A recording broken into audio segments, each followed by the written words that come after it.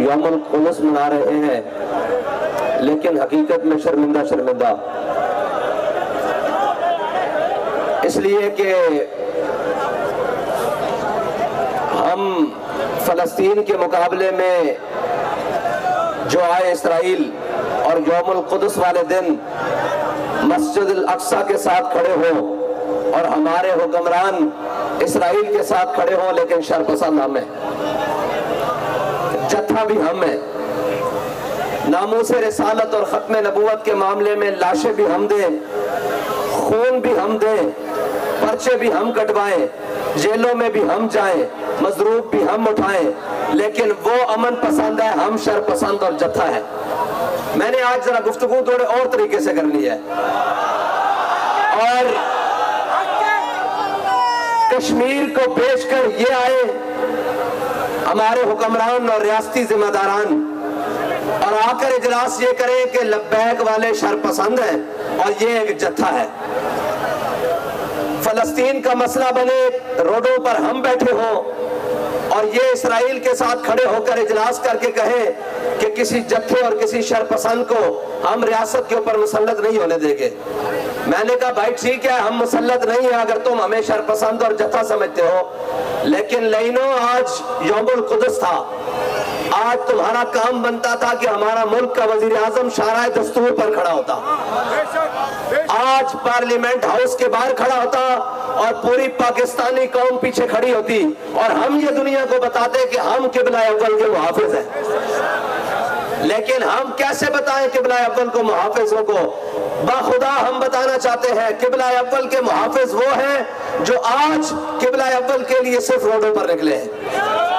पाकिस्तान के अंदर सिर्फ वो किबला अव्वल के मुहाफिज हैं जो आज रोडों के ऊपर निकले हैं और जो ये कह रहे हैं कि जनाब हम इसराइल के हुकूक को तस्लीम करते हैं। मैंने कहा लानती, हम तुझे तस्लीम नहीं करते, इसराइल के हुकूक कहां से आ गए?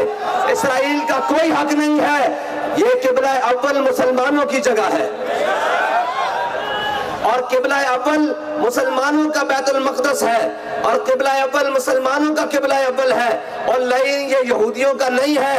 अगर नहीं पता तो हजरत फारूक आजम से पूछ लेता बैतुल मुक़द्दस के फतह के मौके पर।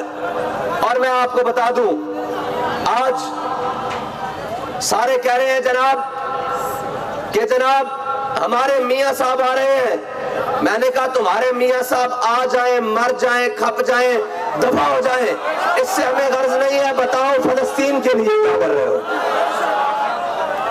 और एक कहते हैं जनाब हम आजादी की जंग लड़ेंगे। मैंने कहा आजादी की जंग लड़ने वाले सिर्फ फलस्तीन वाले हैं जो आजादी की जंग लड़ रहे हैं। जब कभी उम्मत मुस्लिमा की बात आए तो तहरीक लब्बैक उम्मत मुस्लिमा के मौक़िफ़ के साथ खड़ी होती है और उम्मत मुस्लिमा के साथ खड़ी होती है। लेकिन ये हमारे अमरीकी दलाल, ये यूरोपीय यूनियन के गुलाम, ये जनाब नेटो के गुलाम और नेटो के बूट पालशिए और ये चाबी वाले बांदर,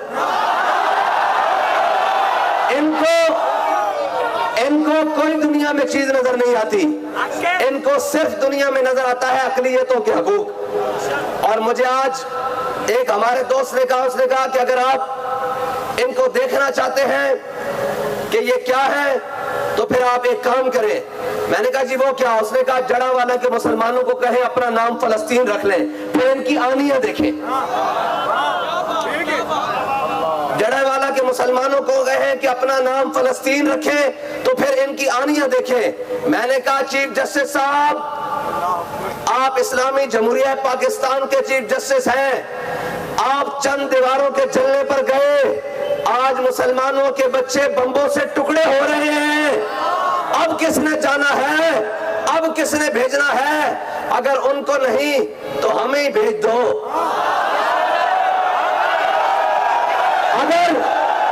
अगर तुम्हारे पांव में और तुम्हारी पांव की बेड़ियों में अगर इसराइल की जंजीरें और यहूदियों के हाथ में तुम्हारी लगामें हैं तो जो मोहम्मद अरबी के गुलाम हैं इनको दो जरा जगह, इनको जाने दो फलस्तीन, ताकि उम्मत मुस्लिमा ये न समझे कि सिर्फ हम ही रह गए हैं पूरी दुनिया में बैतुल मुकद्दस की हिफाजत के लिए, बाकी सारी उम्मत मर गई है। और इस जिंदा होने के सबूत के लिए जरा रास्ता हमें जाने दो।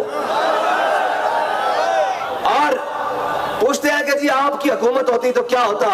मैंने कहा फिर दूध पीते फीडर वाले बच्चे के हाथ में पत्थर ना होता, फिर उसके हाथ में गौरी और शाहीन होता, उसके हाथ में अब्दाली और हतफ होता। और वो माँ जो अपने बेटों की शहादत पर ये कह रही है कि मैंने तुझे पाला ही फलस्तीन के तकद्दुस के लिए था, वो माँ रोती हुई ना होती, बल्कि वो अपने बेटे को कहती जाकर आज बैतुल मुकद्दस में हुजूर के गुलाम आए हैं, जरा जुम्मा पढ़ के आओ। लेकिन आज पूरी उम्मत मुस्लिमा सतावन इस्लामी ममालिक और जिनको इस्लामी बड़ा बड़ा हीरो बनाकर पेश किया जाता था, बाबा जी कहते थे नहीं चले हो, हुजूर के दीन की बात कोई नहीं करता, ये सारे अपनी अपनी बात कर रहे हैं।